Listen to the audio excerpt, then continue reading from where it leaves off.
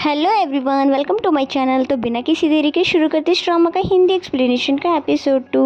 आगे बढ़ने से पहले मेरी आप सभी से हम्बल रिक्वेस्ट है कि अगर अभी तक आपने मेरे चैनल को सब्सक्राइब नहीं किया तो प्लीज़ सब्सक्राइब कर लें और बेल आइकन को जरूर प्रेस कर लें ताकि आने वाली सभी वीडियो के नोटिफिकेशंस आ जाएं। एपिसोड के स्टार्टिंग में हम देखते हैं कि लिन जियान वापस आने लगता है, यही सोच कर कि अब सब कुछ सही हो जाएगा।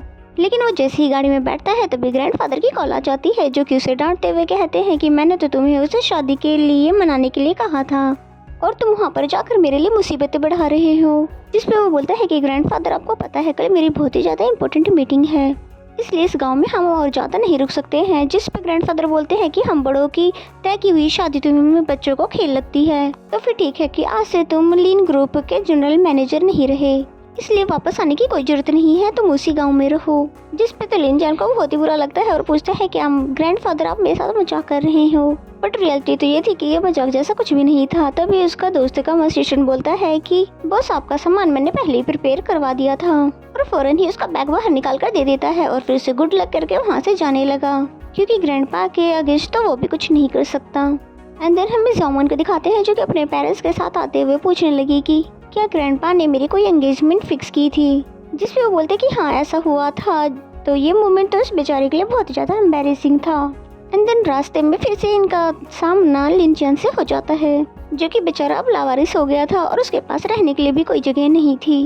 जॉमन के डैड लिन जियान से पूछने लगे, क्या तुम ही वही लड़के हो जिसकी एंगेजमेंट मेरे डैड ने जॉमन के साथ फिक्स की थी।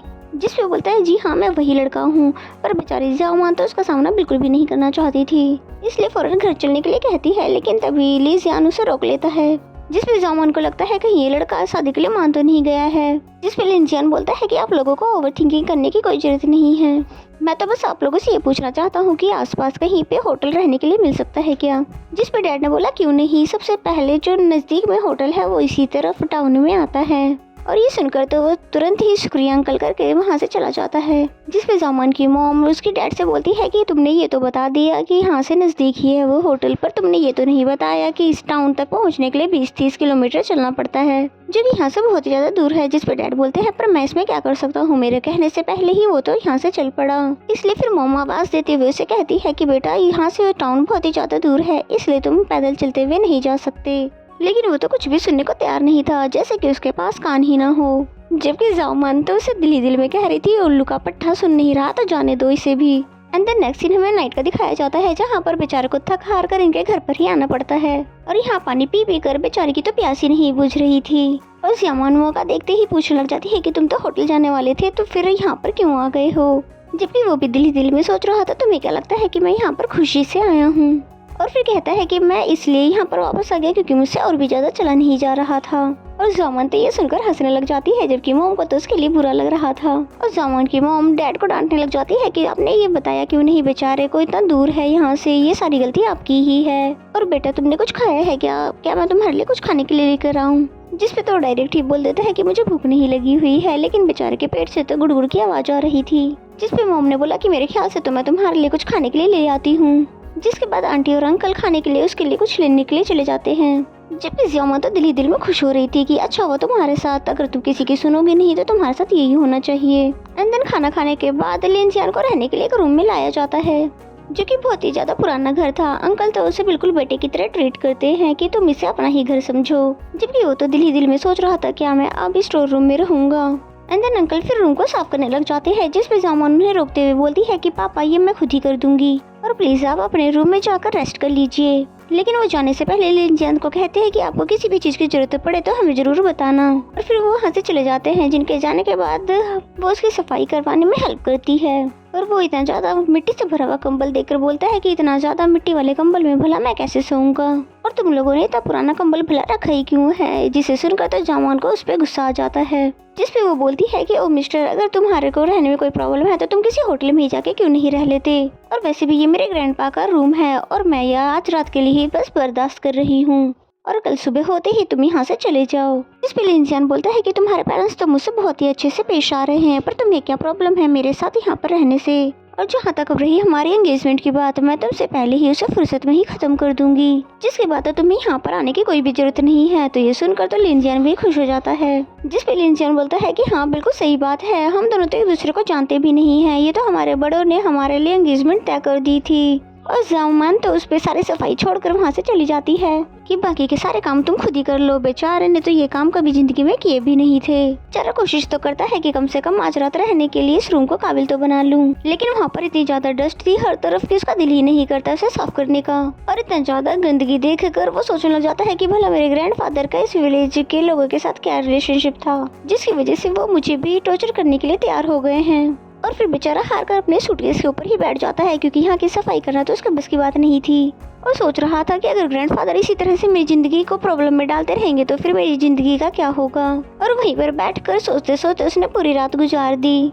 एंड देन मॉर्निंग का सीन दिखाया जाता है, जहाँ पर जागने के बाद वो सबसे पहले खुद से ये सवाल पूछता है कि मैं यहाँ कहाँ पर हूँ। लेकिन फिर थोड़ी ही देर में उसे याद आ जाता है कि मैं किस मुसीबत में फंस चुका हूँ। लेकिन खैर उसे जल्द से जल्द जामान के साथ उसे इस किस्से को खत्म करना होगा। एंड देन वो ब्रश कर रहा था कि तभी जामान को देखते हुए वो उसे बोलने ही वाला था कि जल्दी से जल्दी हम एंगेजमेंट के किस्से को खत्म करते हैं। लेकिन तभी जामान उसे एक साबुन दे देती है उसको मुंह हाथ धोने के लिए, जिसे देखते ही सोचता है कि ये लड़की मेरे साथ मजाक कर रही है, क्योंकि बेचारे ने इससे पहले तो हमेशा फेस वॉश का ही इस्तेमाल किया था।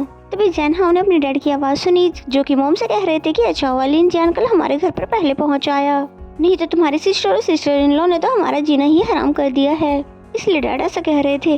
तभी जैन हाओ भी उनके पास आते हुए पूछती है कि डैड आखिर क्या हुआ है। तभी वहाँ पर सेकंड आंटी भी वहाँ के साथ आ जाती है और बोलती है कि तुम लोगों को मेरे को इसकी एक्सप्लेनेशन देनी होगी, और तुम सबके सामने मुझे एम्बेरस कैसे कर सकते हो, और मैं तो तुम्हारी बेटी के लिए इतना अच्छा रिश्ता लेकर आई हूँ, वो बहुत ही अच्छा लड़का है, तुम्हारी लड़की को लाइक भी करता है, जबकि वो तो शहरी लड़का है और वो तुम लोगों के साथ खेत में काम करना भी पसंद नहीं करेगा।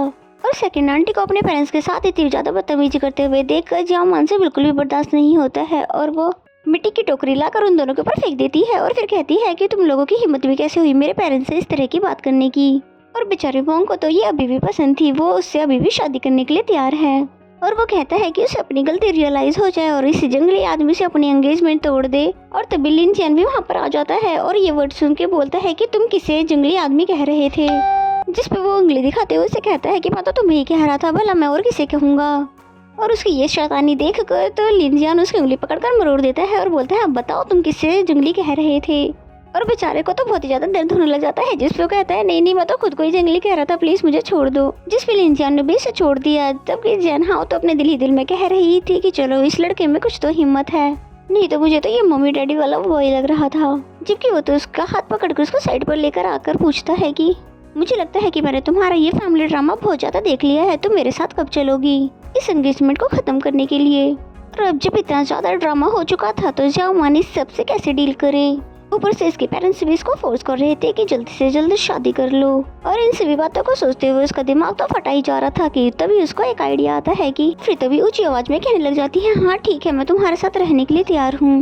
हाँ मैं मानती हूँ कि मैं पहले तुमसे डाइवोर्स चाहती थी, लेकिन मैं अब ऐसा कुछ भी नहीं चाहती। और ये सुनकर तो वो भी हैरान हो जाता है कि तुम भला ये क्या कह रही हो, ये तुम पागल वागल तो नहीं हो गई हो। जिस पे जाओमान बोलती है कि प्लीज आहिस्ता बोलो, मैं तुम्हें डाइवोर्स जरूर दूंगी पर प्लीज मेरे साथ ये ड्रामा करने में मेरी हेल्प करो, नहीं तो मेरे पेरेंट्स मेरे लिए ब्लाइंड डेट अरेंज करवाते रहेंगे और इस तरह के ड्रामे चलते रहेंगे। लिनजियान ने बोला कि बिल्कुल भी नहीं, क्या मैं तुम्हें कोई एक्टर लगता हूँ, और ये मेरी प्रॉब्लम नहीं है, ये तुम्हारी फैमिली इशू है, इसलिए इसे तुम खुद ही सॉल्व करो। और वो जब कोऑपरेट करने के लिए तैयार नहीं था, जिस पे जामान बोलती है तो ठीक है मैं भी इस एंगेजमेंट को तोड़ूंगी नहीं, अब मैं देखती हूँ भला तुम कर क्या सकते हो, जो करना है कर लो।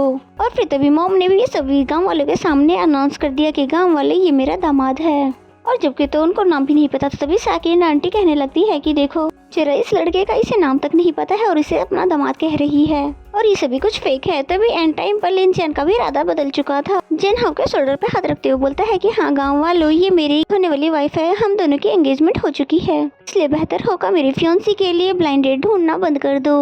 और बेचारे वोंग को तो समझ नहीं आ रहा था कि अब मैं क्या करूं। और धीरे से लिनजियान जैन हाओ को कहता है कि ये ड्रामा मैं तुम्हारे साथ और ज्यादा देर तक नहीं कर सकता, तुम्हें जल्द से जल्द कुछ न कुछ करना होगा।